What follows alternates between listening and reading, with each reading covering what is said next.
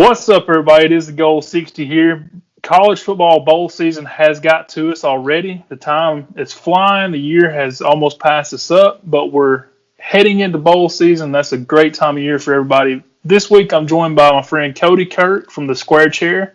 We're going to break down some bowl games. We're going to talk about the Heisman Trophy a little bit, kind of give our picks and what we like in bowl season, and hopefully it's a really good video for you to enjoy.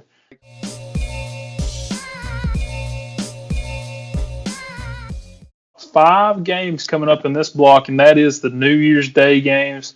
We're going to start off with Mississippi State and Iowa. How do you feel about that game? Mississippi State's way too much defensively. Just too much on that front seven, especially that front four with Sweat and Simmons. Way too good. I'll be honest with you. I follow college football just as close as you do. Yep. I can't name you 4 people on offense for Iowa. I don't even know if they have an offense. I just think they trot out a slow defense and play against slow teams every week. So I've got Mississippi State in that one because I honestly think, other than Georgia, they played Alabama better than anybody else did. Yeah, and you're right. That defensive line for Mississippi State, just like it is just about every year, is what we've been accustomed to.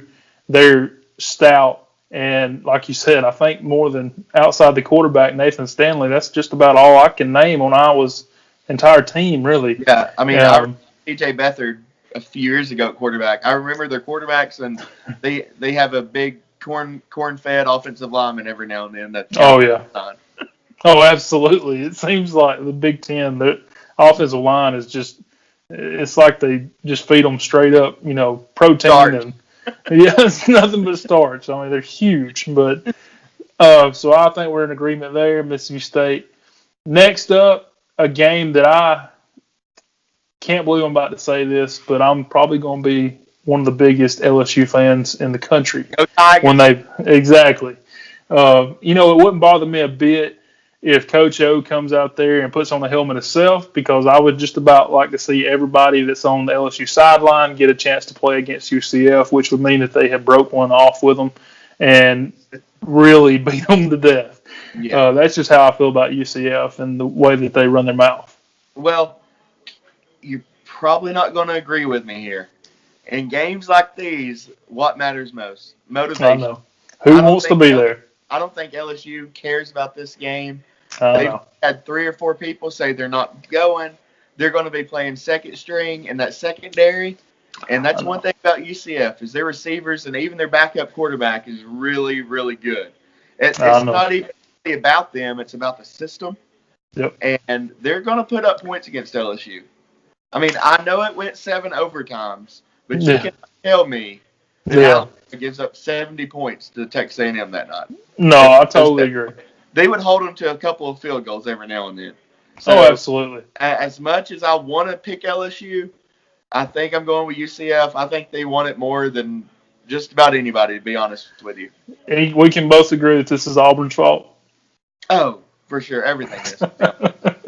Well, anyways, moving right along from that game. Next up, once again, another SEC school. We got 4 of them playing on New Year's Day, and this one is the Kentucky Wildcats and the Penn State Nittany Lions. Okay, Kentucky, the quarterback's okay. He makes a couple plays with his feet. Not that great as far as in the pocket. Benny Snell's a great running back, but Penn State lost a lot on defense last year. But I just like McSorley. I think he's the X factor in this game. Yep. The way he performed against Ohio State on that primetime Saturday night, that's just a performance that'll stay in my mind. I mean, he was running around going crazy on that defense. I know Kentucky probably has a better defense with Cash Allen, but I just like Penn State to score maybe 8 to 10 more than Kentucky can, maybe like a 24-14 game. I agree. I think that it's going to be tough for Kentucky to put up enough points in this game for them to beat Penn State. I think Penn State has got some really, the guy's name's leaving my mind right now, but their running back at Penn State is really stout. He stepped right in. I know he wasn't right, and stepped right in there and had a great year. And I just think they're going to put up some points.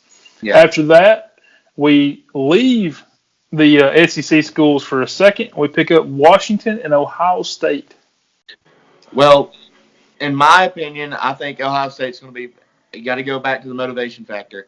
I think they're going to get that last one for Urban. Obviously, Haskins, in my opinion, I was listening to Mel Kiper the other day, or maybe it's Todd McShay, and they're saying that he could move up into the top 15 in the wow. first. They think he's a great quarterback. I know he's got a cannon. I've seen that. So I give the quarterback edge to Ohio State. I know Browning's been there forever, but if you listen to the Square Chair, I've not been impressed with Browning. He's never progressed. Has he been coached by Malzahn or something? He's just not really it's Auburn's fault. Always. I like Ohio State big, maybe 17, 21 points in my opinion. Yeah, you look at their stats, just looking at game or points put up, per game. Ohio State's 43.5.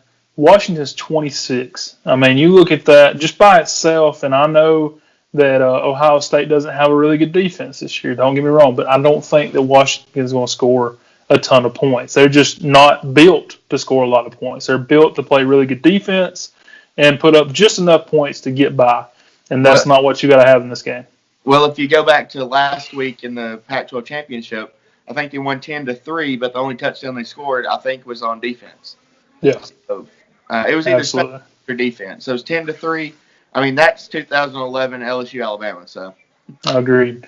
And the last game on New Year's Day is, once again, another SEC school, Texas and Georgia. This is a huge, big-time helmet game. And what I mean by that is two traditional powers playing in a game. I think this one, in my opinion, you got to look at motivation. I know Georgia's tough. You got to look at motivation. They were really down and out after Saturday night. Right. Well, I like Georgia's athletes, obviously. I give the quarterback edge, obviously, to Georgia. I think Fromm played outstanding for 3 quarters, just like last year, or just like earlier in 2018 in the national championship. Fromm played great for 3 quarters. Then it was just, when it really got crunch time, it just kind of faded. Yep. Texas, you do have to remember they're coming off a loss as well. So, they just got beat by their biggest rival, and Smart and Saban are huge rivals. So, they're both coming off of very emotional losses. But so in that instance, I just give the edge to Georgia with Swift and Holyfield and Ridley. Like I said, earlier, they're just great skill wise. And Ellinger is a great runner, but I'm not sure that's going to be that effective against Georgia's defense.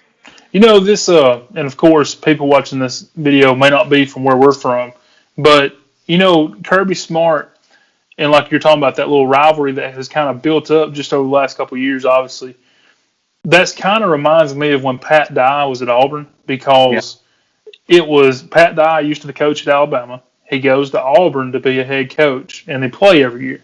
Well, of course, we don't play Georgia every year, but that is very similar in my mind of that kind of rivalry where he wants to beat the team where he was, really mentored and taught to be a coach at. Well, see, the difference in my mind between JP, Jeremy Pruitt, and Kirby is I don't think Kirby's appreciative or respectful at all to Coach Saban. I mean, saying the other coach on the sideline. I mean, come on. I mean, you can hate the other team, but I mean, he's the reason you have that job. Absolutely. I mean, you were under him for 8 years, tutelage by the greatest coach to ever walk. And, you can be a little more respectful and say, I don't think Coach Saban would like to play us again. I know I wouldn't. You could say that.